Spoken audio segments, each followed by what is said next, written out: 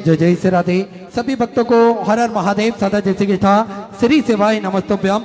पूज्य गुरुदेव का आगमन हो चुका है। गुरुदेव व्यासपीठ पर मचासीन हो चुके हैं। आप सबकी तरफ से व्यासपीठ को नमन करते हुए हम सबके प्रिय, हम सबके लाडले ठाकुर कल्लू जी महाराज के चरणों में नमन करते हुए परम सत्य परम आदरणीय विश्वविख्यात पूज्य गुरुदेव के पावन चरणों को नमन करते हुए और आप सभी शिव भक्तों के चरणों में नमन करते हुए सुंदर आज कथा के प्रथम दिवस पे हम सभी प्रवेश करेंगे। और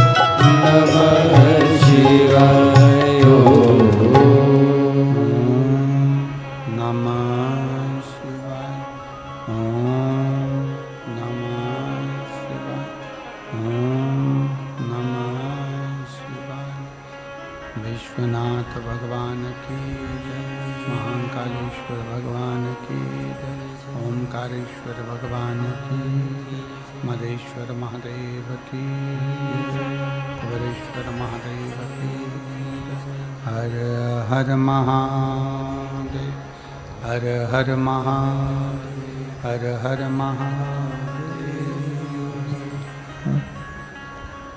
काशी विश्वनाथ ओगड़दानी त्रिकालदर्शी कैलाशी अविनाशी भगवान शिव, जिनकी पुनीत पावन पवित्र शिव महापुराण की कथा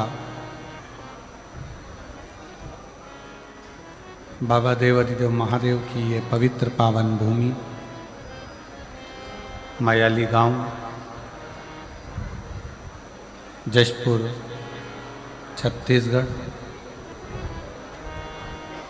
जहाँ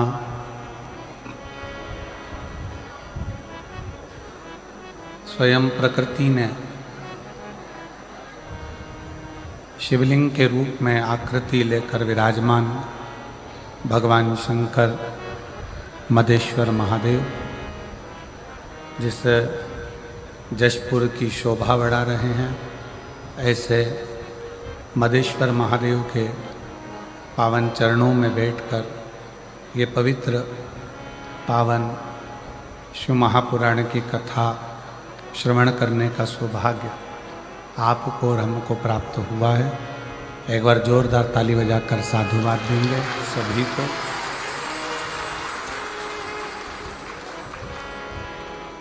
पूरी दुनिया का, विश्व का सबसे बड़ा शिवलिंग, छत्तीसगढ़ की पवित्र भूमि मदेश्वर महादेव। हम तो ये कहेंगे, जो जीवन में एक बार कैलाश की यात्रा न कर पाया हो, वो एक बार छत्तीसगढ़ के जमशेद जशपुर के इस मदेश्वर महादेव की यात्रा जरूर करें।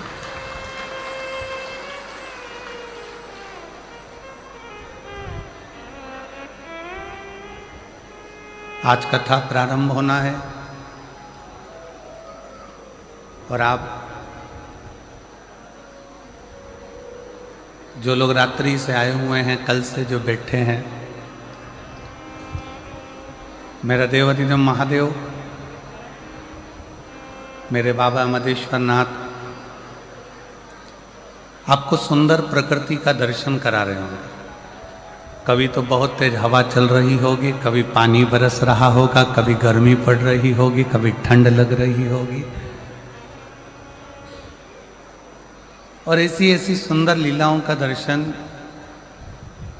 इस वीराने जंगल में, मायाली गांव में,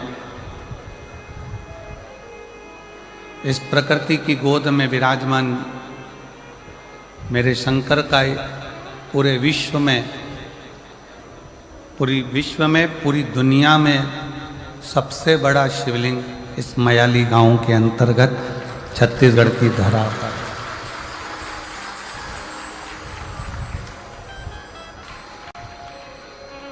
शिव कृपा से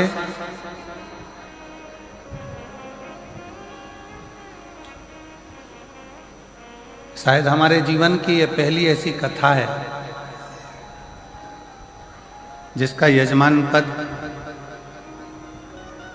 संपूर्ण सनातन हिंदू बने हैं और संपूर्ण सनातनी इसके यजमान बने। इसमें किसी यजमान का नाम नहीं दिया गया इस कथा को, क्योंकि ये मादेश्वर महादेव के चरणों में हो गई।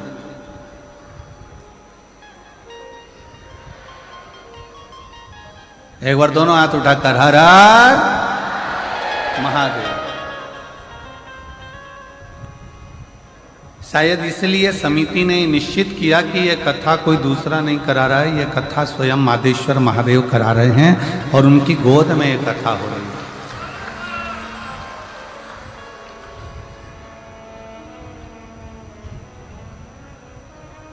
जब हम इस क्षेत्र में आए तो कोई ने कहा कि जशपुर में ये बड़ा, जशपुर में वो बड़ा, पर यहाँ आकर मालूम पड़ा कि जो भी बड़ा वो सब महादेव के चरणों में पड़ा। तब ज्ञात हुआ कि यहाँ केवल एक ही बड़ा, वो है देव अधिदेव महा।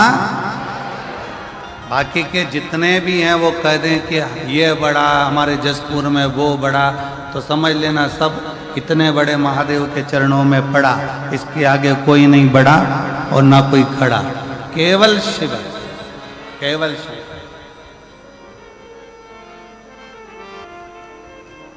और दिल से सुनो कथा।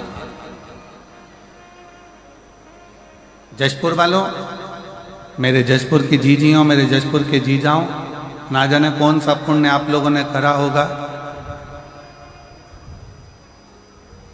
कि ये कथा आज 21 तारीख को प्रारंभ हो रही है और 27 तारीख जिस दिन प्रदोष है, प्रदोष के दिन मधेश्वर नाथ के चरणों में ये कथा विराम हो रही है। शायद कथा जब ली होगी तो ये भी नहीं देखा होगा कि प्रदोष पड़ रहा है क्या, तिथि कौन सी पड़ रही है, दिन कौन सा पड़ रहा है, पर कहीं ना कहीं मेरा भोलेनाथ, मेरा विश्वनाथ, मेरा मधेश्वरनाथ, मेरा शिव, मेरा शंकर उस आनंद को आपके भीतर विराजमान कर कर इस आयोजन को सफल बना।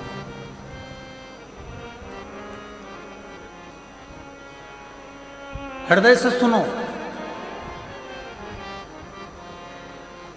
और जितना दिल से इस कथा को अपने अंदर उतार सकते हो उतने दिल से उतार।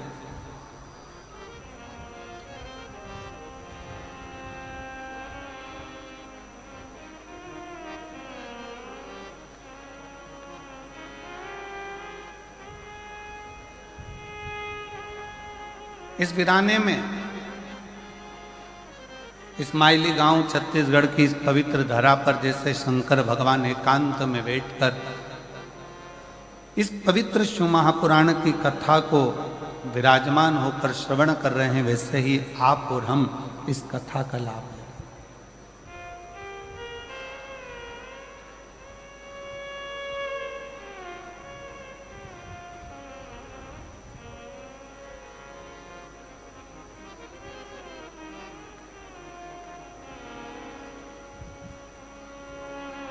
कल आशीष कर रहे थे गुरुजी, इस माइली गांव में पहुंचने के लिए ट्रेन भी बहुत दूर तक छोड़ती है, फिर वहां से 100-150 किलोमीटर दूर चलकर यहाँ पहुंचना पड़ता है। बस का साधन भी दूर तक रहता है। हमने कहा आशीष, ये मधेश्वर नाथ जो बैठे हैं ना, ये साधारण नहीं है। वो एक बार अपने भक्त को भले पैदल बुला लेते हैं, पर दूसरी बार उसको 4 व्हीलर दिला कर बुलाते हैं कि तू अपनी गाड़ी से यहां तक पहुंच। तू अपने साधन से। कई लोगों के मन में एक शंका होती है, बड़ा बड़ा भाव उनके अंदर आ जाता है कि गुरुजी, जब हम भगवान का भजन करते हैं, स्मरण करते हैं, कीर्तन करते हैं, भगवान की भक्ति करते हैं, तो हमारे ऊपर फिर दुख क्यों आता है? हमको तकलीफ क्यों आती है? हमको कष्ट क्यों आता है? शिव महापुराण की कथा कहती है, अभी आम का सीजन चालू हो गया, केरी आने लगी, आम आने लगा। आम के बगीचे में जाकर देखना, जो नया नया पौधा होता है, नया नया आम का पेड़ होता है ना, उस पेड़ में जो नए नए फूल आते हैं, हमारे इधर मध्य प्रदेश में तो उसको आम के पेड़ के मोर कहते हैं, कि आम के पेड़ में मोर आया। अब इधर नहीं मालूम छत्तीसगढ़ में कि उसको क्या कहते हैं, पर हमारे उधर कहते हैं मध्य प्रदेश में कि आम के पेड़ में जब फल आने वाला होता है तो पहले मोर आ जाता है, पहले फूल आ जाता है। पर जब कोई नया आम का पेड़ होता है, पहली बार उसमें अगर फूल आता है, पहली बार अगर उसमें मोर आता है, तो बड़ा सुंदर दिखता है कि कितना सुंदर है, कितना विशाल है, कितना बढ़िया है, इसमें आम आएंगे, बहुत आएंगे, ढेरों आम लगेंगे और ढेरों आम इसमें लग जाएंगे।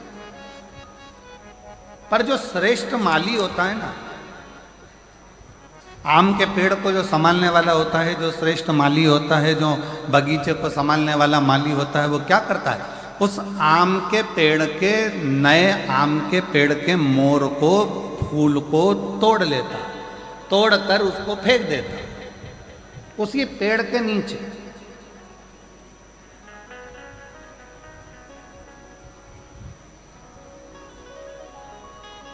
और दुनिया के लोगों को लगा कि इतना बढ़िया आम का पेड़ है, उसमें इतने सारे मोर भी लगे, इतने सारे फूल भी लगे और इतनी सारी केरियां आएंगी, इतने सारे आम लगेंगे, परंतु गजब करा माली ने, बगीचे के माली ने तो तोड़ा फूल को, मोर को और पेड़ के नीचे डाल दिया। कई लोगों को गुस्सा भी आया, कई लोगों को लगा भी सरी कि ये क्या करा, बताओ आम का पेड़ में इतने सारे मोर लगे थे, इतने सारे फूल लग रहे थे, और उसने तोड़कर सब नीचे पटक दिया, उसको कुचल दिया, बेकार कर दिया। पर जो समझदार था, जिसकी चित्तवृत्ति में समझदारी थी, उसने माली को धन्यवाद दिया कि वारे माली तूने अच्छा करा, जो पहली बार नए वृक्ष में जो मोर आए थे, फूल आए थे, उसको तोड़कर तूने कीचड़ में डाल दिया, पेड़ की जड़ में डाल दिया। क्यों? क्योंकि हमारा एग्रीकल्चर कहता है, हमारी प्रकृति कहती है कि नया पेड़ का फूल आम के बगीचे में लगे नए पेड़ के अगर मोर को, फूल को तोड़कर फेंक दिया जाए तो दूसरी बार जो फूल आते हैं और दूसरी बार जो फल आते हैं वो अपार आते हैं, जिसको गिना भी नहीं जा सकता। इतनी कृपा के साथ में उसमें आम लगना चालू हो जाते हैं, उसमें फूल लगना प्रारंभ हो जाते हैं। अब जो लोग कहते हैं कि बड़ा भगवान दुख देता है, बड़ा तकलीफ आती है, भगवान तकलीफ दे देते हैं, भगवान कष्ट देते हैं, भगवान दुख दे देते हैं, हम इतना पूजन करते हैं तो भी भगवान हमारी नहीं सुनता, हम इतना भजन करते हैं तो भी भगवान हमारी नहीं सुनता, हम भगवान को भक्ति करते हैं तो भी भगवान हमें कष्ट देता है। उसका कारण केवल इतना है, भगवान को धन्यवाद देना कि परमात्मा भी वो माली है, भगवान भी वो माली है। जैसे बगीचे का माली होता है वैसे वो परमात्मा भी माली है। और परमात्मा यदि तुम्हें कुचल रहा है, परमात्मा थोड़ा कष्ट दे रहा है, परमात्मा थोड़ा दुख दे रहा है, परमात्मा थोड़ा सा कष्ट अगर तुमको जीवन में दे रहा है, तो समझ लेना कि जैसे मोर को तोड़ा गया, फूल को तोड़ा गया और जड़ में डाला गया, जिससे ये पेड़ और उन्नति करे और आगे बढ़े और बहुत उन्नति कर कर बहुत फल दे, उसी तरह भगवान भी अगर हमको दबा रहा है, कुचल रहा है, थोड़ा कष्ट दे रहा है, तो समझ लेना कि परमात्मा भी हमको बहुत आगे ले जाना चाहता है। समझ लेना, परमात्मा भी हमको बहुत आगे तक लेकर जाना चाहता है, परमात्मा हमको बहुत दूर तक लेकर जाना चाहता है, परमात्मा हमको बहुत अग्रणता में लेकर जाना चाहता है। भगवान शिव की कथा कर रही है, थोड़ा कष्ट जीवन में, थोड़ी तकलीफ जीवन में, थोड़ा दुख जीवन में, थोड़ी परेशानी जीवन में अगर परमात्मा दे तो ये मानकर चलना कि वो भोलेनाथ ने तुम्हारे लिए कुछ अच्छा सोच कर रखा हो, कुछ अच्छा विचार कर कर रखा हो, कुछ अच्छा सोच लिया होगा, कुछ अच्छा विचार कर लिया होगा, कुछ अच्छा अपने मन में धारण कर कर रखा होगा, जो आज प्राप्त हुआ है। और बहुत बहुत मैं जशपुर के सभी श्रोता भाई बहनों को, इस जशपुर जिले के सभी श्रोताओं को बहुत बहुत साधुवाद देता हूँ कि तुम्हारे पुण्य बड़े प्रबल हुए होंगे, जो यीशु महापुराण की कथा मधेश्वर नाथ के चरणों में जो हो रही है। बहुत बहुत बोल बम का नारा है, आवाज नहीं आई, जरा दमदारी से बोल बम का नारा है, सारी समस्या का हल भगवान शिव ने जो आपको और हमको यहाँ बुलाकर कथा कर इस तत्व ग्रहण करा।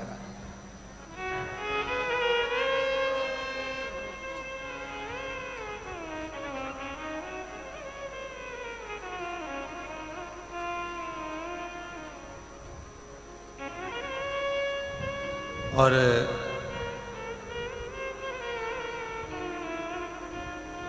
मैं इस समिति को साधुवाद दूं कि वास्तवता है इस कथा की जरूरत। ये जो जमशेदपुर वासी है, जशपुर के छत्तीसगढ़ के जो निवासी हैं, मयाली गांव के जो निवासी हैं, या इस आसपास के क्षेत्र के जो निवासी हैं, वनवासी क्षेत्र के जो निवासी हैं, वो लोग बहुत दूर जाकर कथा को नहीं सुन पाते, बहुत दूर जाकर इस कथा का लाभ नहीं ले पाते। होता है किसी किसी के जीवन में बहुत सारे कष्ट भी होते हैं, परेशानियां होती हैं, धन की व्यवस्था नहीं हो पाती, कोई समस्याएं खड़ी रहती हैं, नहीं पहुंच पाती। पर कम से कम इस कथा के माध्यम से इस मयाली गांव में, जशपुर में, इस कथा के माध्यम से वो श्रोता जो कभी किसी पंडाल में बैठकर कथा नहीं सुन पाए, कम से कम इस पंडाल में बैठकर कथा सुनकर अपने जीवन का आनंद तो पा लेंगे।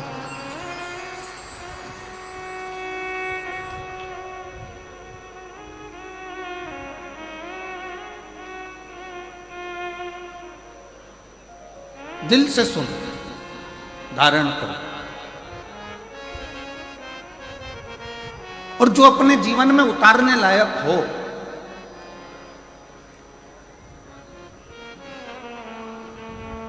अपने जीवन में जो अच्छा लगे कि इस महापुराण के माध्यम से ये हमारे जीवन के लिए श्रेष्ठ है, वो ले लो, वो ग्रहण करो, वो धारण करो।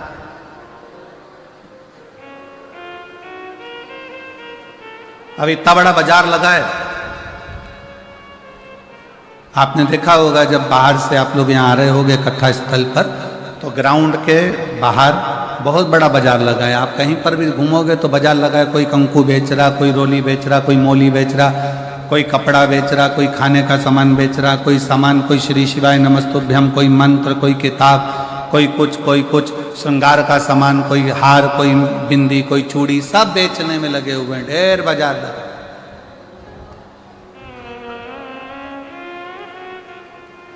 पर एक बात बताओ, जशपुर वालों जरा सावधानी से बताना, बाजार तो बहुत बड़ा लगा है, क्या पूरा सामान तुम खरीद लोगे? जम के बोलो जरा, जम के। नहीं। क्या खरीदोगे? जिसकी तुमको जरूरत है।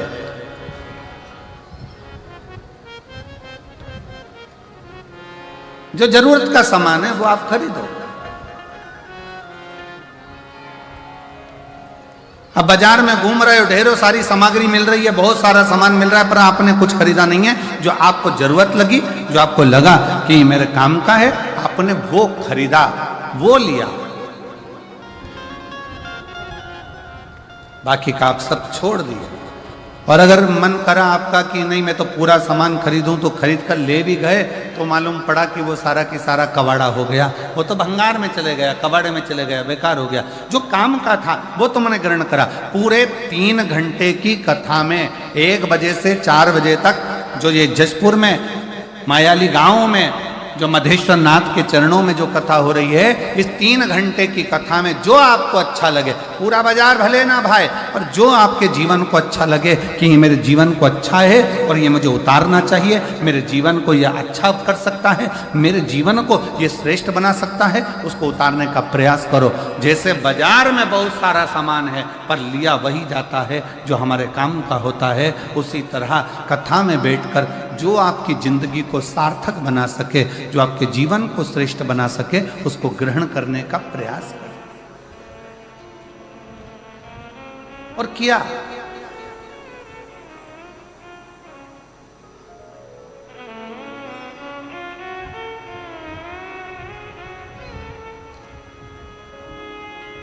देवराज नाम का ब्राह्मण शिव महापुराण की शुरुआत एक देवराज नाम के ब्राह्मण से होती है, और वो देवराज नाम का ब्राह्मण कुल में जन्म तो ले लेता है पर ब्राह्मण जैसा कर्म नहीं कर पाता।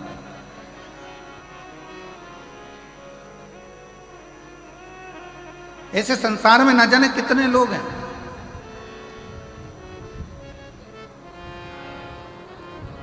जो जन्म तो ले लिए पर उस जन्म से दूर हो गए। और याद रखना, भारत की भूमि पर जन्म मिले और भारत की भूमि पर जन्म मिलने के बाद में सनातन धर्म हमारा हो, हिंदू धर्म हमारा हो, तो भगवान को धन्यवाद देना कि तूने मुझे भारत की भूमि पर जन्म दिया और साथ में सनातन धर्म दिया, हिंदू धर्म दिया।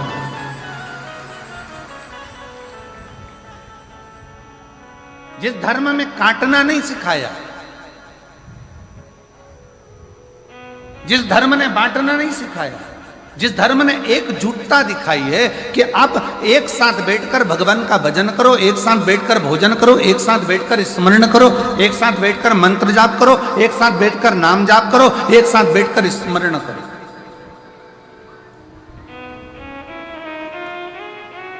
और उसका सबसे बड़ा प्रमाण सनातन धर्म ने इस 2025 में दिखाया, कुंभ का मेला, महाकुंभ, जिसमें करोड़ों करोड़ों 70 करोड़ के करीब में भक्त पहुंचे और एकजुट होकर मां त्रिवेणी के संगम पर स्नान करना, भगवान का मंत्र जाप करना, एकजुट होकर भगवत स्मरण में डूबना। ये सनातनी ने अपनी एकता को जागृत कर संपूर्ण विश्व में दिखा दिया कि सनातन धर्म क्या है।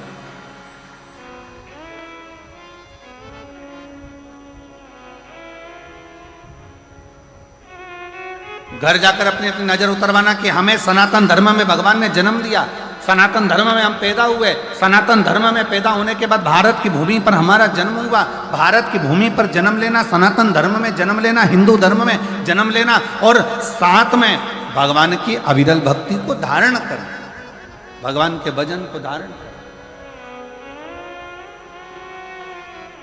ऐसे कई है। शिव महापुराण में संवाद आता है देवराज नाम के ब्राह्मण का, कि ब्राह्मण कुल में जन्म लेने के बाद भी वो ब्राह्मण नहीं बन पाए।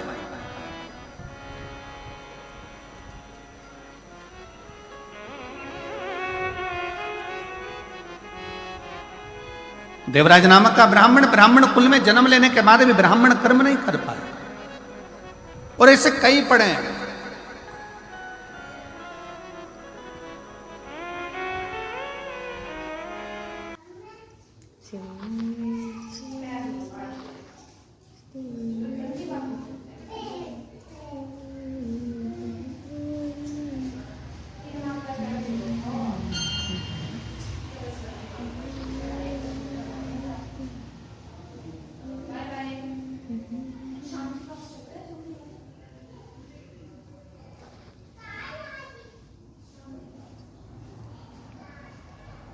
अगर बहुत अच्छे कुल में जन्म मिल जाए, मानव का शरीर मिल जाए और मानव के शरीर के साथ में ये भगवान से प्रार्थना करना कि पूर्ण शरीर।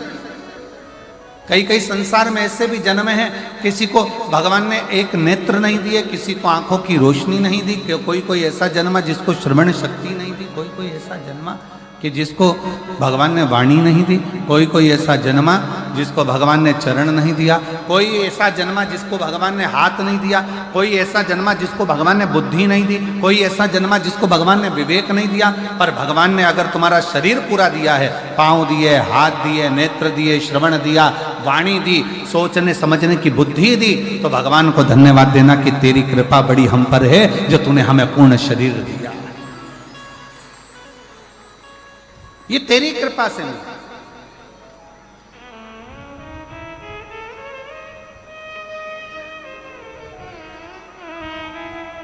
भगवान को साधुवाद हो कि तूने बड़ी कृपा करी जो हमको ये जन्म दिया। और आज मैं इस व्यासपीठ से आज हम कहेंगे एक बात को कि मयाली गांव वालों को ये बोलना चाहिए, भगवान को तुमने बड़ी कृपा करी जो मयाली गांव में जन्म दिया, जो महामधेश्वर नाथ विराजमान है। छत्तीसगढ़ की पवित्र भूमि दी, ये धान का कटोरा, ये छत्तीसगढ़ की पवित्र धरा, और उसमें भी मयाली गांव जहां पर मधेश्वर नाथ विराजमान है।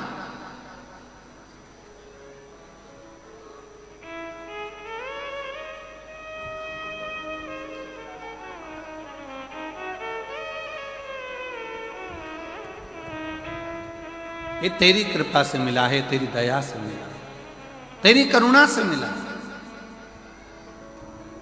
और उसमें भी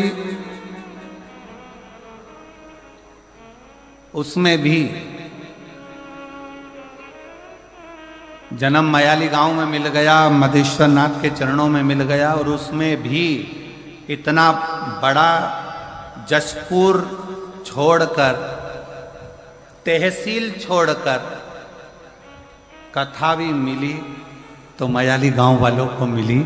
ये भी एक बड़ा श्रेष्ठ भाग्य।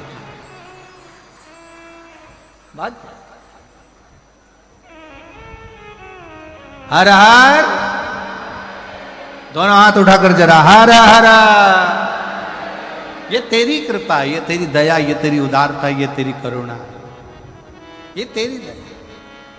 भगवान देवाधिदेव महादेव से आज कथा का प्रथम दिवस जो प्रारंभ हुआ है उसमें बाबा से प्रार्थना करें, दिल से विनय करें, निवेदन करें और बाबा को अपने मन का भाव अवश्य।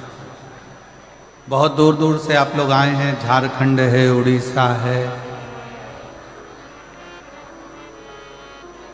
छत्तीसगढ़ के भी बहुत दूर दूर क्षेत्र से सभी शिव भक्त यहाँ पहुँचे हैं।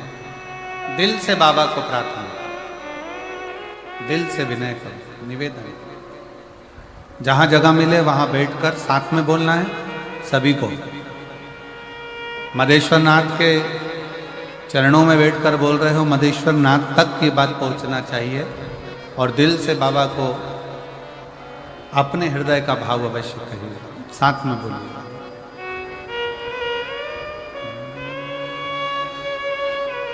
श्री शिवाय नमस्तुभ्यं, श्री शिवाय नमस्तुभ्यं, श्री शिवाय नमस्तुभ्यं, श्री शिवाय नमस्तुभ्यं, श्री शिवाय नमस्तुभ्यं। भोला सब दुख काटो हमारा, ओ भोला सब दुख काटो हमारा। शिव शंकर जपो तेरी माला, भोले बाबा जपो तेरी माला। भोला सब दुख काटो हमारा, ओ भोला सब दुख काटो हमारा।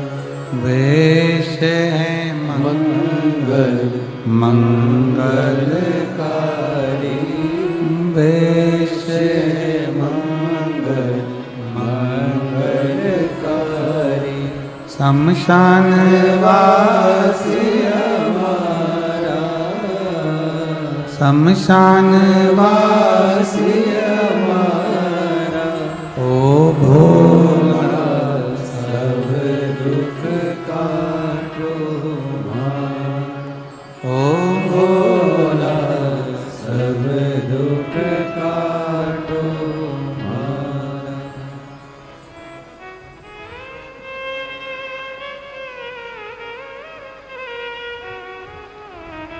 बाबा देवाधिदेव महादेव भगवान शिव, ओगरदानी, त्रिकालदर्शी, कैलाशी, अविनाशी शंकर की कथा कह रहे, शिव का चरित्र कह रहे।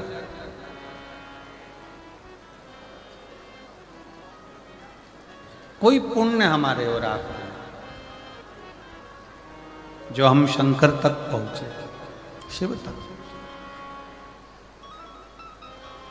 और देखिए, अभी आपको कहा था कि जो एक बार कैलाश की यात्रा न कर कर आया हो, वो एक बार छत्तीसगढ़ के जशपुर मयाली गांव आकर ये कैलाश की दर्शन, ये मदेश्वर नाथ का दर्शन जरूर कर।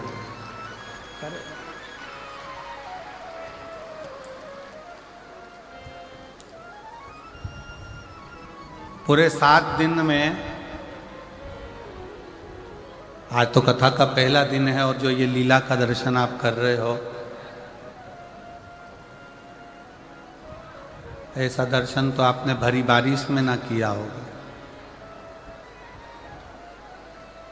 तो भगवान शिव की इस अनुपम लीला का दर्शन,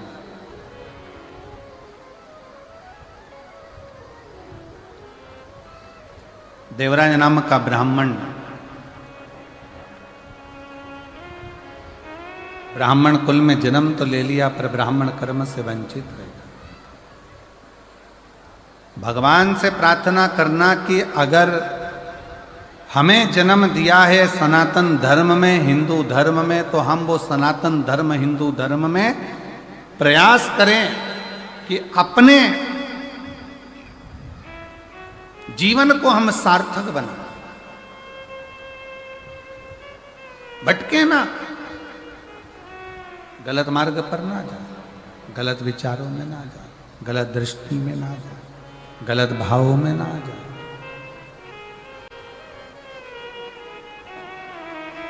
शिव पुराण कह रही है, भगवान शंकर का पावन चरित्र कर रहा है, शिव तत्व कर रहा है। देवराज नामक का ब्राह्मण, ब्राह्मण कुल में जन्म तो ले लिया पर ब्राह्मण कर्म से वंचित हो गया। और फिर निवेदन है, अगर पत्नी बच्चा परिवार की बात रहे ना तो मेरा शंकर निभा सकता, मेरा शिव निभा सकता।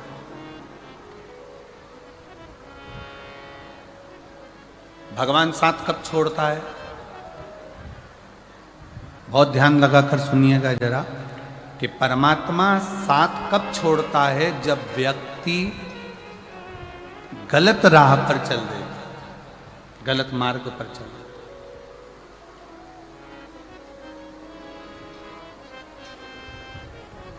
जब वो गलत मार्ग की ओर बढ़ता है, परमात्मा साथ छोड़ देता। देवराज नामक का ब्राह्मण जब तक अपने पत्नी के लिए कमाया, शिव ने साथ दिया। देवराज नाम का ब्राह्मण जब तक अपने बच्चों के लिए कमाया, शिव ने साथ दिया। देवराज नाम का ब्राह्मण जब तक अपने माता पिता के लिए कमाया, शिव ने साथ दिया। देवराज नाम का ब्राह्मण जब तक सत्कर्म की ओर बढ़ता रहा, अपने परिवार, कुटुंब, मित्र, दोस्त सबके लिए कमाया, शंकर ने साथ दिया। पर जब देवराज नाम का ब्राह्मण एक वैश्या का संग पकड़ लिया और वैश्या ने कह दिया कि मुझे राजा के पत्नी के गले में जो हार पड़ा है वो हार तुझे ला कर देना,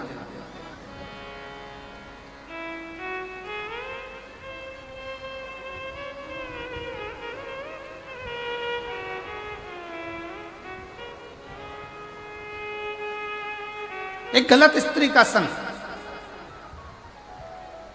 और हमने पहले भी कथा में कहा है, ध्यान लगाकर सुनिएंगे तो स्मरण में रहेगा, पराया धन और पराई स्त्री, पराया धन और पराई स्त्री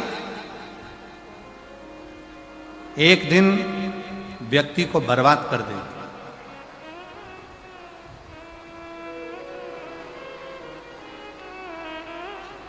पराया धन और पराई स्त्री एक दिन बर्बादी के सिरे पर ले जाकर छोड़ देती।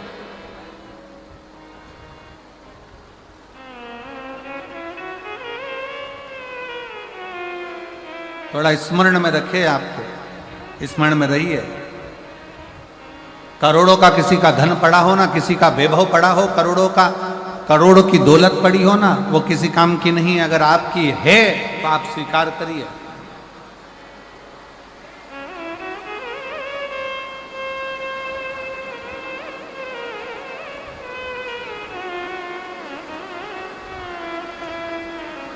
हर हर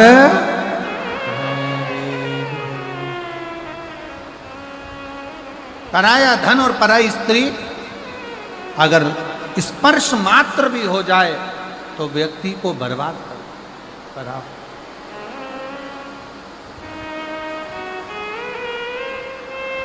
देखिए, बहुत तेज जलवृष्टि है और निवेदन है, पंडालों में जहां जगह हो पीछे के टेंट ऑन खाली कर कर पंडालों में जहां जहां जगह हो वहां पर बैठने का प्रयास करिए। पंडालों के अंदर जहां जहां जगह हो वहां बैठने का प्रयास करिए। पानी बहुत तेज है। और शंभु शरणे पड़ी मांगू घड़ी रे घड़ी, दुख काटो दया करी दर्शन आपो।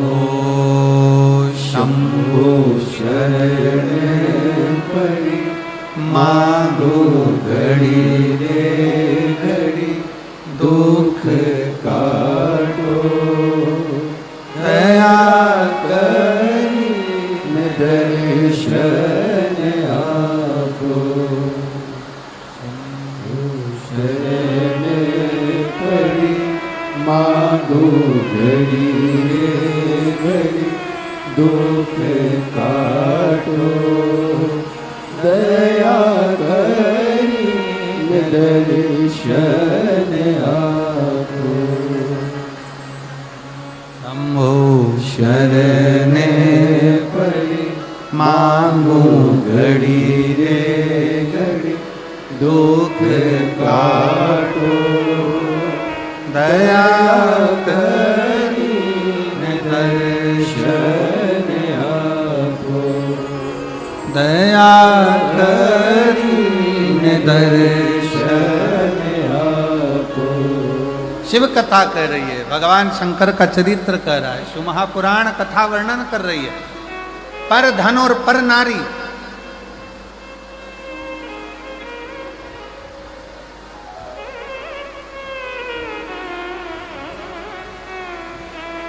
पर धन पर स्त्री का जब संग पड़ गया तो व्यक्ति बर्बाद हो गया, व्यक्ति नष्ट हो गया।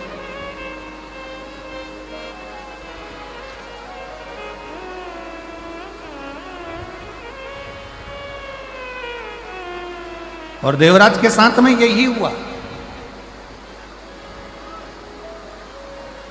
घर में सुंदर नारी है,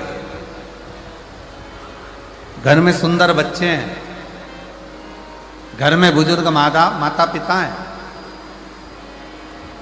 पूरा घर अच्छे से चल रहा था, कोई चीज की जरूरत देवराज को नहीं पड़ती। पर जब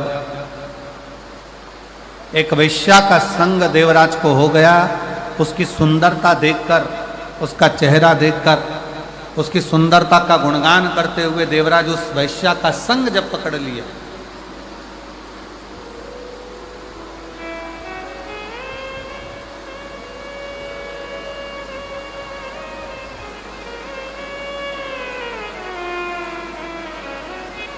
फिर निवेदन है, जो लोग छोटे पंडालों में हैं उनसे निवेदन है बड़े पंडालों में आ जाए, पानी बहुत तेज है और जहाँ जहाँ जगह मिलती जाए वहाँ आप लोग आनंद से विराजमान हो, बैठें, क्योंकि जलवृष्टि बहुत तेज है, उसका स्मरण आप लोग रखें।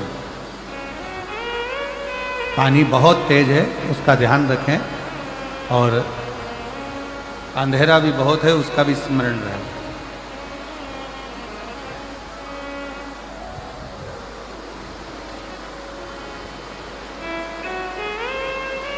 घर में सुंदर नारी है, घर में सुंदर स्त्री है, घर में सुंदर बच्चे हैं, विद्वान बच्चे हैं, घर में बुजुर्ग माता पिता है, पर देवराज नाम का ब्राह्मण एक गलत स्त्री के चक्कर में, गलत नारी के चक्कर में पड़ गया।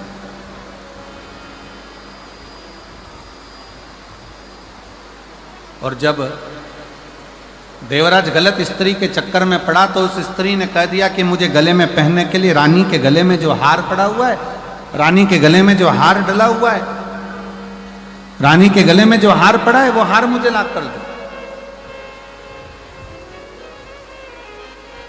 मुझे वो हार चाहिए।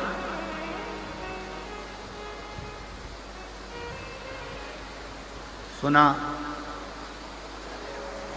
देवराज,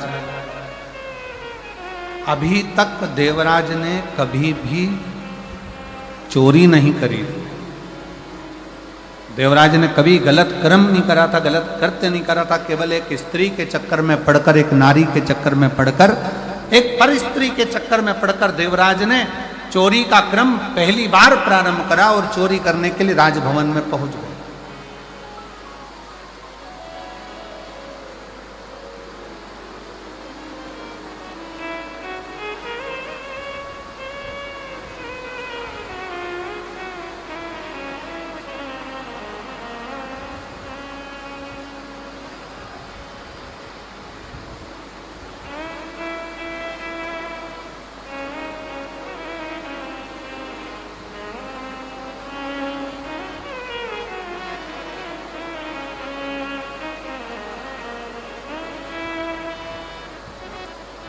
कल हम जब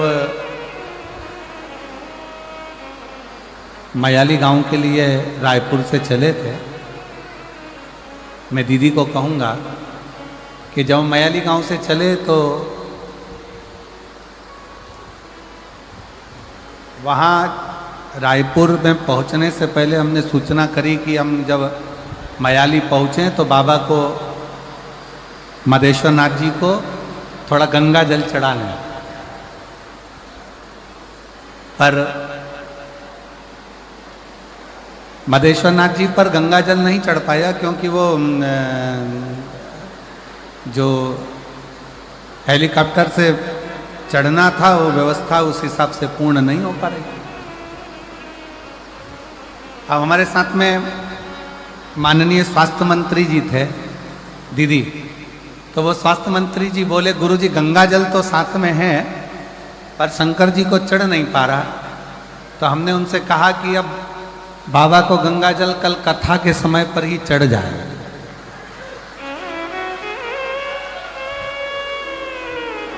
और आज जो ये नज़ारा मदेश्वर नाथ जी का जो दर्शन करने को मिल रहा है, बाबा अपना स्नान खुद गंगा जल से कर रहे हैं, इससे बढ़कर मदेश्वर नाथ का और क्या आनंद है। यही शिव। दोनों हाथ उठाकर एक बार प्रेम से हर हर महादेव। और वो गंगा जल का जो घड़ा है दीदी, वो घड़ा आज भी हम जान ठहरे हुए हैं नांदेकर जी के यहाँ, ऐसा कुछ नाम है उनका, उनका ठहरे, तो वहां गंगा जल का घड़ा आज भी रखा हुआ है। अभी आगे शिव शिव है।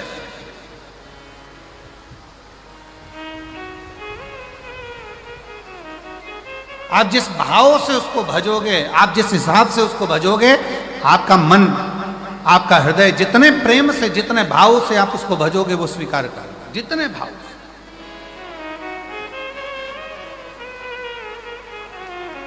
एक स्त्री का संग क्या पकड़ा उस देवराज नामक के ब्राह्मण ने, गलत संगत में पड़ गया, चोरी करने में लग गया, गलत विचारों में आ गया, गलत दृष्टि में आ गया, गलत कार्य में जाने लगा। और हुआ क्या,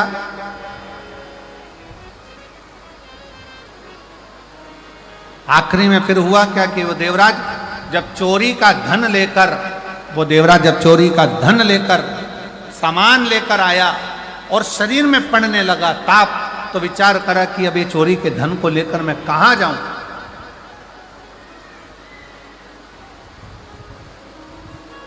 किस जगह पर जाना था, वेश्या के घर, चोरी का धन लेकर पहुंच गया भगवान शंकर के शिवालय में, शंकर के मंदिर।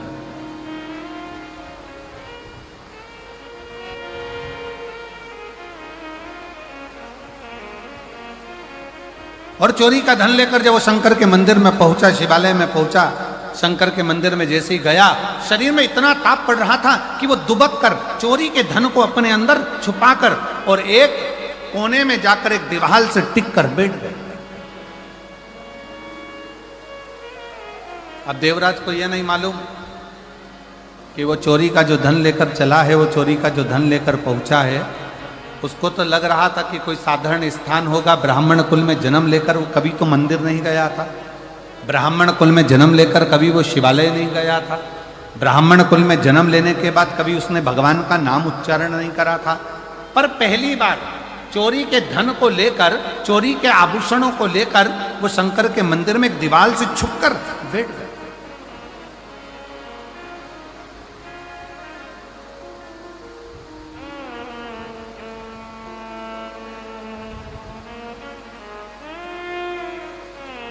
और वहीं शिव मंदिर में भगवान शंकर की उस पवित्र धरा पर, उस शिवालय में कोई एक ब्राह्मण, कोई एक संत, कोई एक साधु, कोई एक सन्यासी, कोई तपस्वी, कोई साधक, कोई उपासक शिव महापुराण की कथा का वाचन कर रहा था और बीच बीच में दोनों हाथ उठाकर कह रहा था हर हर महादेव। और जैसे ही वो हर हर महादेव कहता, देवराज को बड़ा चिढ़ छूटता, बड़ा गुस्सा आता कि मेरे शरीर में ताप पड़ रहा है, मुझे बुखार आ रहा है, मेरा शरीर गर्म हो रहा है, मुझे ठंड लग रही है, और ये बार बार चिल्ला रहा है हर हर महादेव। देवराज को क्रोध आ गया शिव कथा कहती है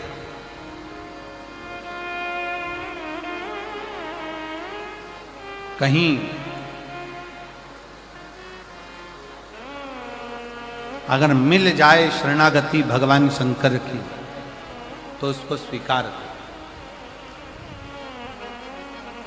कौरव और पांडव दोनों की सेना तैयार है, युद्ध के मैदान में खड़ी है, दोनों की सेना।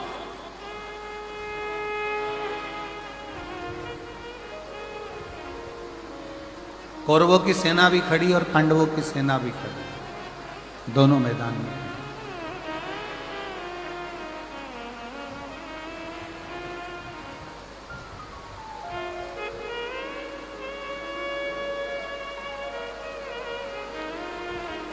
कौरवों की सेना भी मैदान में है, पांडवों की सेना भी मैदान में।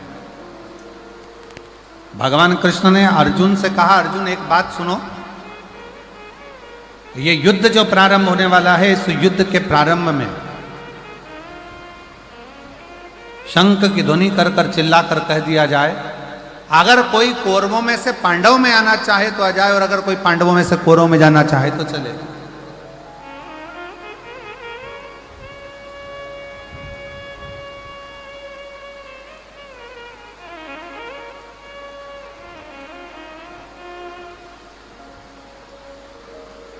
मान लो यदि कोई कौरवों में से पांडवों में आना चाहे तो वो आ सकता, और यदि कोई पांडवों में से कौरवों में जाना चाहे तो वो जा सकता।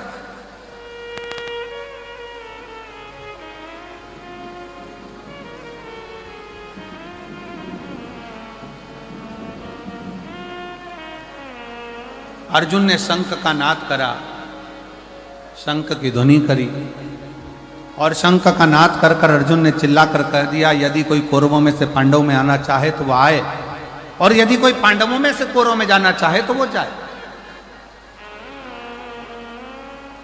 पर पांडवों में से एक भी कौरव में नहीं गए।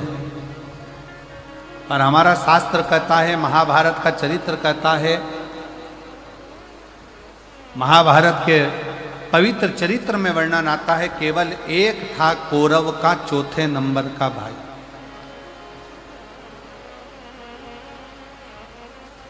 जिसका नाम था विकर्ण।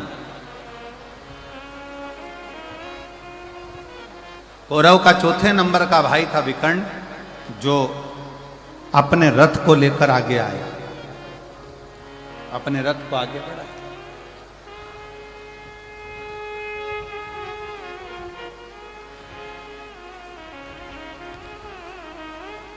और विकर्ण ने जैसे ही रथ आगे लिया, कौरव ने आवाज लगाकर कहा, कौरव चिल्लाकर कहे, दुर्योधन ने कहा कि विकर्ण तू मेरा भाई है, चौथे नंबर का मेरा भाई है, मेरा सगा भाई है, और तू पांडवों के साथ में जा रहा है।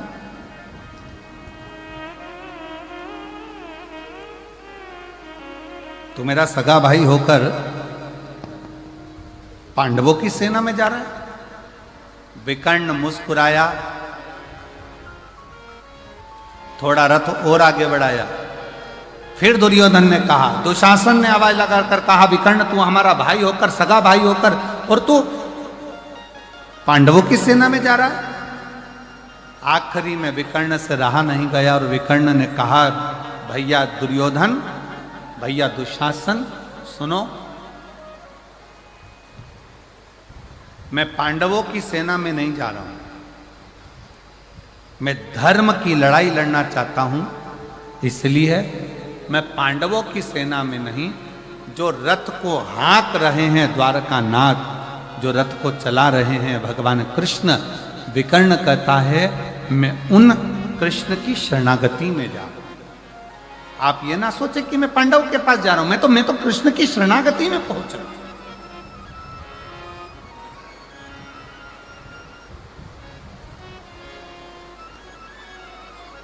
और जितने यहां पर बैठकर कथा को श्रवण कर रहे हैं माधेश्वर नाथ जी के पवित्र चरणों में, आप इतना स्मरण जरूर रखना कि ये कथा आप कहां बैठकर सुन रहे हो,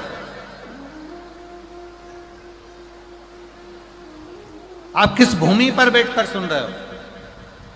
मधेश्वर बाबा के चरणों में बैठकर इस प्राकृतिक शिवलिंग के एक आनंदमय स्वरूप में, जिसको कोई बनाया नहीं है। मंदिरों में जो शिवलिंग होता है उसका निर्माण कोई ना कोई करता है,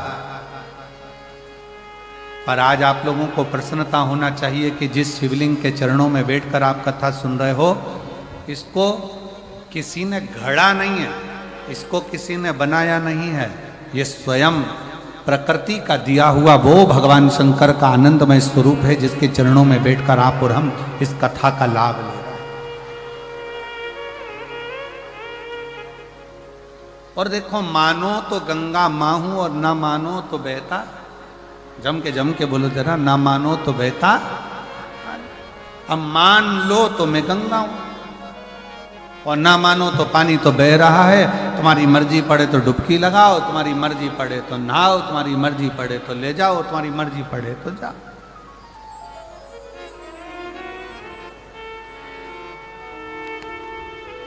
अभी आपके और हमारे ऊपर निर्भर करता है हम क्या माने, कैसे माने और किस भाव से उसको माने।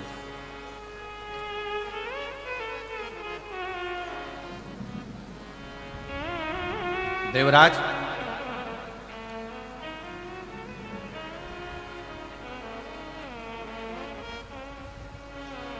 संत ने फिर आवाज लगा, जैसे भी कर्ण अपने रथ को आगे लेकर आ गया और दुर्योधन कहता रहा कि तू मेरा सगा भाई है, तू मेरा अपना है, और तू पांडवों की सेना में जा रहा है, पांडवों की ओर जा रहा है। कहा, मैं कृष्ण की शरणागति में जा रहा हूं, कृष्ण की शरणागति। और यदि अगर अब तुमसे कोई पूछे, आप लोग यहां कथा सुनने के लिए आए हैं, तो कोई तुमसे कहे कथा सुनने कहां जा रही है, क्यों जा रही है, तो कह देना कथा सुनने के लिए मैं कहीं दूसरी जगह नहीं जा रही, जहां पर मेरे शंकर भगवान स्वयं विराजमान है, कंकर शंकर के रूप में मेरे शिव विराजमान है, ऐसे मधेश्वर नाथ के चरणों में, उनके घर कथा श्रवण करने के लिए, उनके बोल बम का नारा है, मैं उनके चरणों में कथा श्रवण करने के लिए, मैं कहीं और नहीं।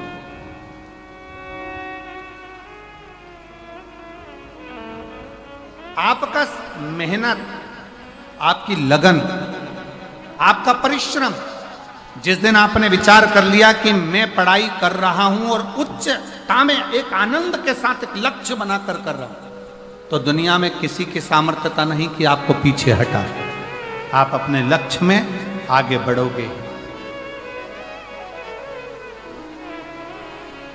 हमने पहले भी कथा में कहा, आज फिर कहते हैं,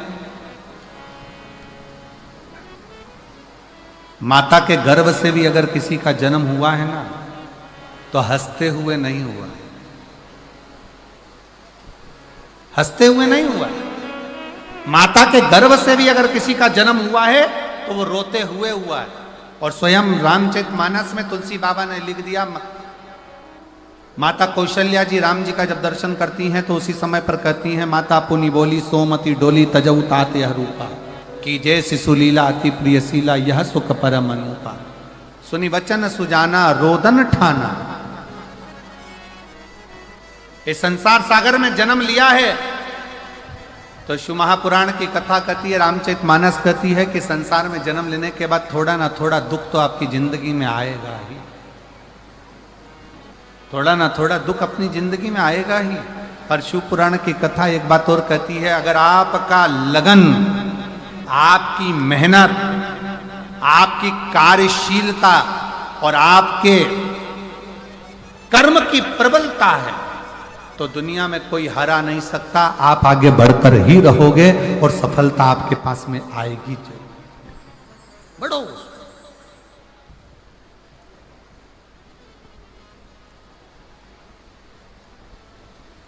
सफलता मिलती। शिव कथा कर रही है, भगवान शंकर का संवाद कर रहा है, शिव महापुराण का चरित्र कर रहा है।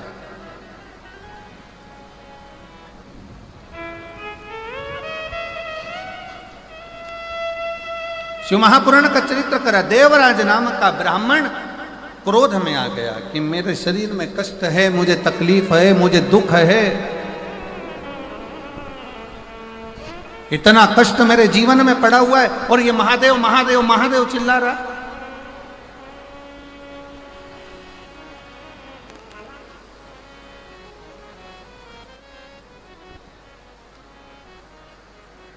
सुना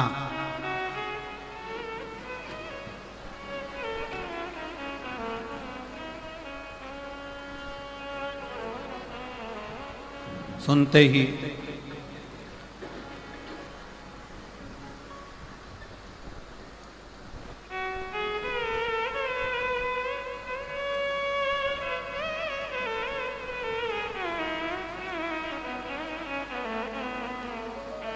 श्रवण करते ही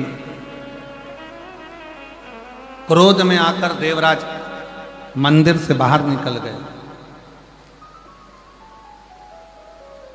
क्रोध में आकर मंदिर से बाहर,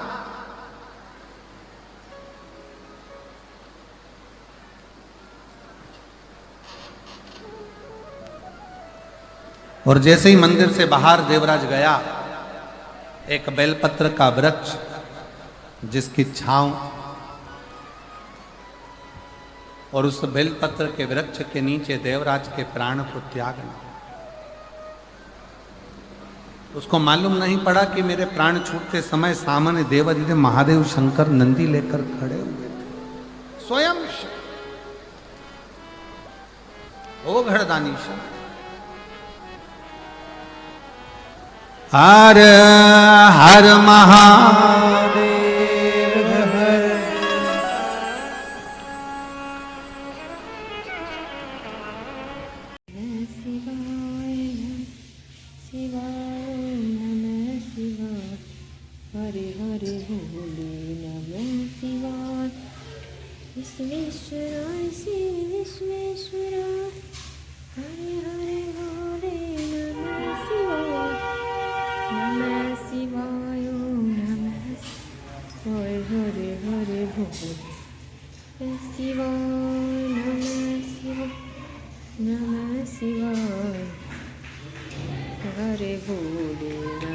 भगवान देवाधिदेव महादेव, भगवान शिव, ओगड़दानी, त्रिकालदर्शी, कैलाशी, अविनाशी शंकर,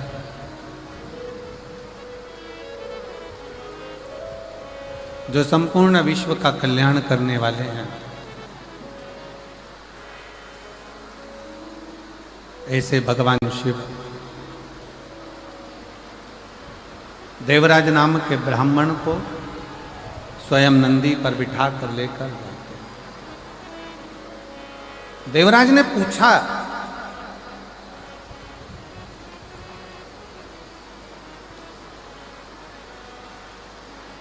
देवराज के मन में एक संशय जागृत हुआ कि मैंने कभी भजन नहीं किया, ना मैंने कभी दान करा, ना पुण्य करा, ना संकीर्तन करा, ना कभी शंकर भगवान को एक लोटा जल समर्पित करा।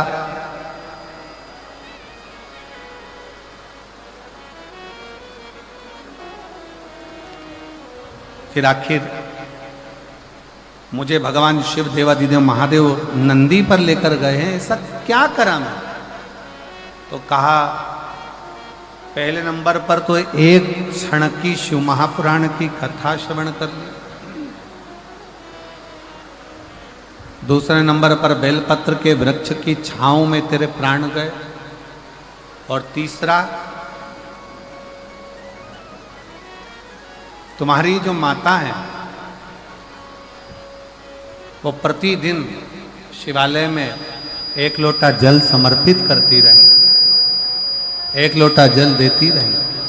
उसका फल ये मिला कि तेरे प्राण छूटने से पहले तू शंकर के मंदिर तक, शिवालय तक पहुंच गया, शिव के दरवाजे तक पहुंच गया,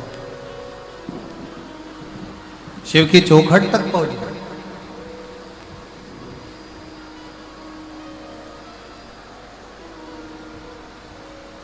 शंकर के मंदिर तक, शिवालय तक तू पहुंच गया।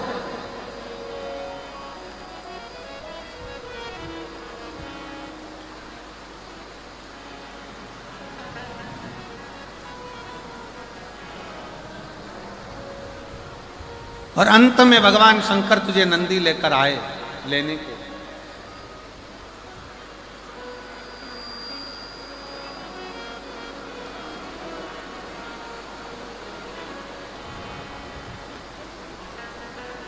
भले कुछ ना किया हो जीवन में, पर शिव महापुराण की कथा कहती है अगर कभी योग लग जाए और कहीं ऐसा मौका लग जाए कि अपने नज़दीक में कहीं शिव तत्व शंकर की कथा हो रही हो तो 1 क्षण 2 क्षण श्रवण अवश्य करो, पहुंच कर कथा का लाभ अवश्य।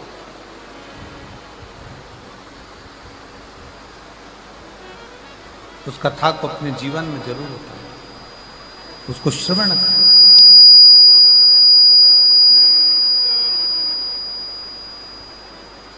अपने जीवन में उसको उतारें।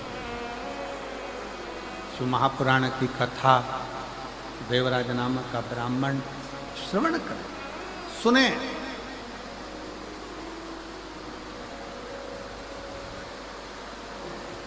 कितना सुंदर कहा है कि डॉक्टर के पास में हड्डी या नस में जो अकड़ हो जाती है उसको समाप्त करने की दवा डॉक्टर के पास होती है।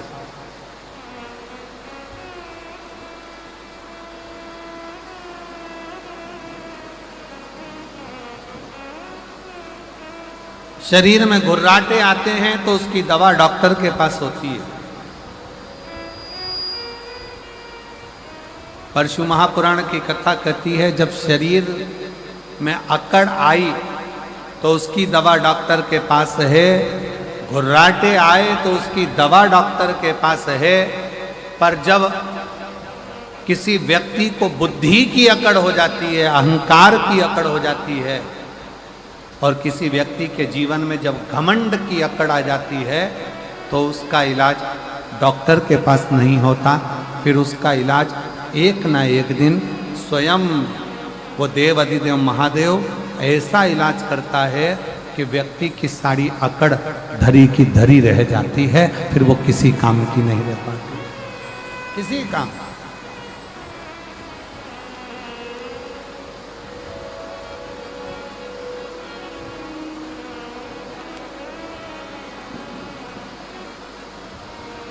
फिर वो किसी कर्म की नहीं, वो किसी काम की। शिव कथा कर रही है, भगवान शंकर का चरित्र कर रहा है। भगवान को पाने के लिए बहुत सारी दौलत या संपदा या धन या वैभव या सत्ता की जरूरत नहीं होती। कोई तुमसे कहे भगवान को 56 भोग लगाओ तो भगवान को 56 भोग की भी जरूरत नहीं होती। जो दुनिया के लोगों का पेट 10,000 ब्राह्मण का पेट आधा चावल का दाना झूठा द्रौपदी के घर का खा लेता है और 10,000 ब्राह्मणों का पेट भर देता है, 10,000 ब्राह्मणों का उदर भर देता है, जरा विचार करिएगा, उसको तुम्हारे 56 भोग की जरूरत नहीं। कोई कहे कि भगवान को पीतांबर दे दो, भगवान को अंबर दे दो, भगवान को वस्त्र दे दो, भगवान प्रसन्न हो जाएंगे। जो एक उंगली उठाकर द्रौपदी को 9,999 वस्त्र दे सकता है, उसको तुम्हारे वस्त्र की भी जरूरत नहीं। और जो स्वयं रत्नाकर का जमाई हो, समुद्र का जो दामाद हो, जिसके चरणों में स्वयं लक्ष्मी विराजमान हो, उसको तुम्हारी संपदा, तुम्हारे रतन, तुम्हारे माणिक, तुम्हारी मोती, तुम्हारी औषधि की भी जरूरत नहीं। फिर उसको चाहिए क्या? ना उसे तुमसे वस्त्र चाहिए, ना आभूषण चाहिए, ना रतन चाहिए, ना माणिक मोती चाहिए। ये जो दुनिया के लोग हैं ना, जो भगवान को बदनाम करते हैं ना, वो हमेशा एक ही बात कहते हैं, तुम्हारे भगवान को तो ये चाहिए, तुम्हारे भगवान को तो 56 भोग चाहिए, तुम्हारे भगवान को तो पीतांबर चाहिए, तुम्हारे भगवान को तो अंबर चाहिए, तुम्हारे भगवान को तो ये चाहिए। जो सनातन धर्म पर आक्षेप लगाने वाले होते हैं, हिंदू धर्म पर आक्षेप लगाने वाले होते हैं, वो हमेशा कहते हैं तुम्हारे भगवान को ये चाहिए, तुम्हारे भगवान को वो चाहिए। पर शिव महापुराण की कथा कहती है मेरे शंकर भगवान को, कहीं शिव पुराण में ये नहीं लिखा कि शंकर भगवान को तुम्हारा वस्त्र चाहिए या तुम्हारा आभूषण चाहिए या तुम्हारा रतन चाहिए या तुम्हारा माणिक चाहिए। शिव महापुराण में केवल एक चीज लिखी है कि भगवान शंकर को तुम्हारा मन, तुम्हारा दिल, तुम्हारा हृदय चाहिए। निर्मल मन सो मोहिता, तुम्हारा धन वैभव केवल एक है।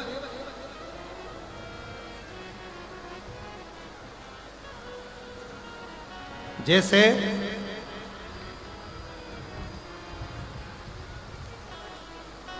आज की पत्नी को कैसा पति चाहिए?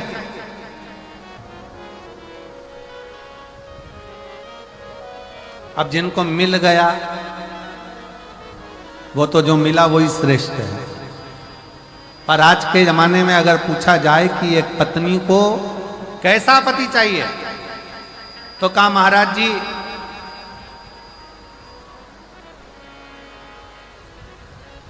पर्स में माया हो,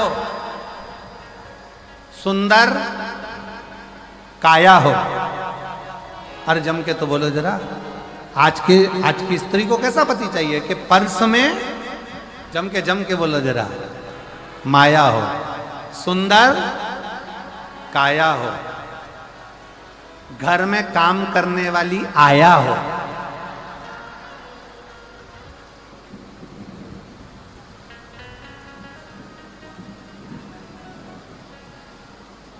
और पत्नी आवाज लगाए और पति चिल्लाकर बोले मैं आया। बस ये चार चीजें आज की पत्नी देखती है। पहले नंबर पर जम के बोलो जेब में माया, दूसरे नंबर पर काया, तीसरे नंबर पर घर में काम करने वाली आया, और चौथे नंबर पर पत्नी बुलाए और पति के मैं आया। बस ऐसी पत्नी को पति चाहिए। पत्नी जब बोले तुमसे तुरंत कहाँ हो, और पति कह दे मैं आया। बस पत्नी को चाहिए क्या कि घर में काम वाली लगी हो, सुंदर काया हो, जेब में माया हो, और थोड़ी थोड़ी देर में कह दे मैं अब भी आया, मैं अब भी आया, तू चिंता मत कर, तू अभी रुक, मैं अब भी आया आया आया आया। ऐसा अब देखो जिनको मिल गए हैं, अब जिनको प्राप्त हो गए हैं, तो उनको तो सोचना ही नहीं चाहिए कि जेब में माया है कि नहीं। और अब वो बोल रहे हैं मैं आया कि नहीं आया, ये बोलने वाला भी नहीं कि वो तो कह दे तू अपना काम कर, मैं अपना काम करूं, तू अपने कर्म। शिव कथा कर रही, भगवान शंकर का चरित्र कर रहा है, शिव तत्व कर रहा है। भगवान को तुमसे कुछ नहीं चाहिए, ना धन, ना दौलत, ना संपदा, ना वैभव, ना सत्ता, कुछ नहीं। भगवान को तो केवल तुमसे एक ही चीज चाहिए, निर्मल मन सो मोहि पावा, और मोहि छल छिद्र कपट ना भावा। भगवान कहते हैं मुझे तुम्हारा नूतन हृदय चाहिए, निर्मल मन, केवल हृदय, और वो भी निर्मल।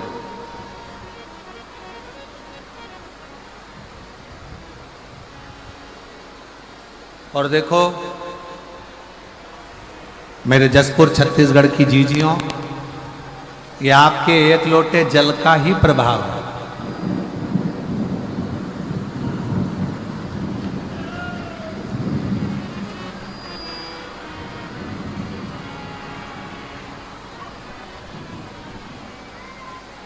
अच्छा बोलो, ईमानदारी से बोलो रे जसपुर वालों, आप इतने बड़े मेरे मदेश्वर महादेव का अभिषेक कर सकते थे क्या? जम के बोलो जरा, जम के। नहीं।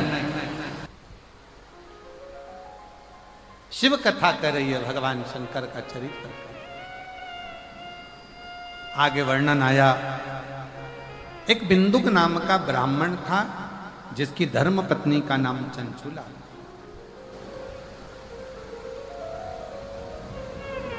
जिसकी पत्नी का नाम चंचुला। और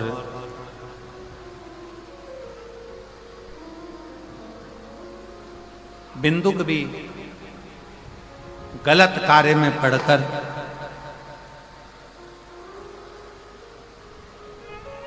पानी में डूबकर मर गया, प्राण छूट गया। चंचुला देवी को लगा पति चले गया, बड़ी दुखी हो गई, बड़ी। गांव के लोगों से पूछा कहां जा रहे हो? कहा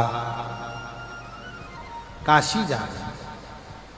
चंचुला देवी के मन में आया कि मुझे भी काशी जाना चाहिए। कभी नहीं गई, कभी। शिव महापुराण की कथा कर रही है, जीवन में अगर मन में भाव प्रकट हो जाए तुम्हारे कि मैं आज तक काशी नहीं गई, मैं आज तक कथा पंडाल में कथा श्रवण नहीं करने गई, नहीं गई, मैं आज तक बाबा धाम नहीं गई, बाबा बैद्यनाथ जी का दर्शन करने नहीं गई, तो शिव महापुराण की कथा कहती है जीवन में एक बार ऐसा लक्ष्य बनाओ कि बाबा तू ऐसी कृपा करना, करुणा सागर है, कृपालु है, दयालु है, दया सागर शिव, कि मैं भी कथा के पंडाल में बैठकर कथा सुनूं और मैं भी तेरा दर्शन करने के लिए काशी तक, मैं भी तेरा दर्शन करने के लिए कुबेरेश्वर धाम तक आ सकूं। ऐसी कृपा कर। ईश्वर जी, गोरा जी भी पधार रहे हैं, एक बार जोरदार ताली बजाएं, शिव महापुराण की कथा का लाभ लें।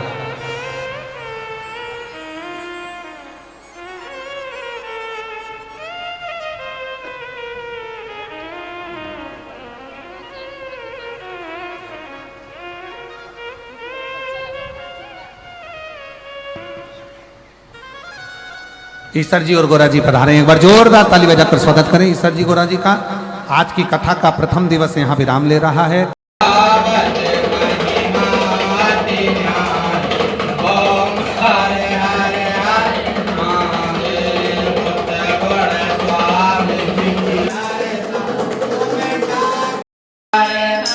महादेव दो